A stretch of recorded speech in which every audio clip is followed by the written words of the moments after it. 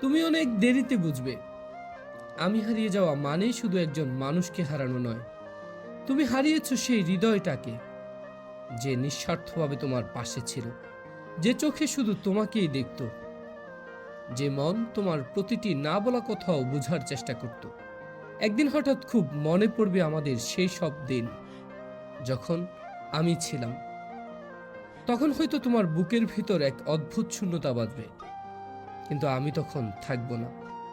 আমি চলে যাওয়ার পর তুমি টের পাবে এই স্বার্থপর দুনিয়ায় নিখুঁত ভালোবাসা আসলে কতটা দুর্লভ।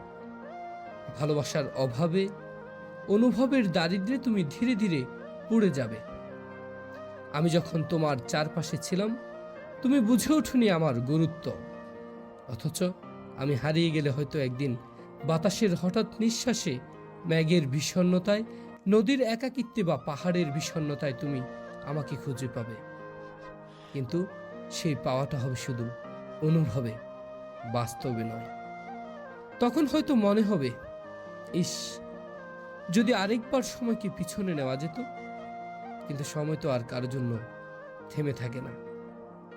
মানুষ যখন চুপচাপ সরে যায়, তখন সে আর আগের মতো ফিরে না। তুমিও একদিন বুঝবে ঠিকই, খুঁজবেও ঠিকই, কিন্তু আমি আর ফিরব না।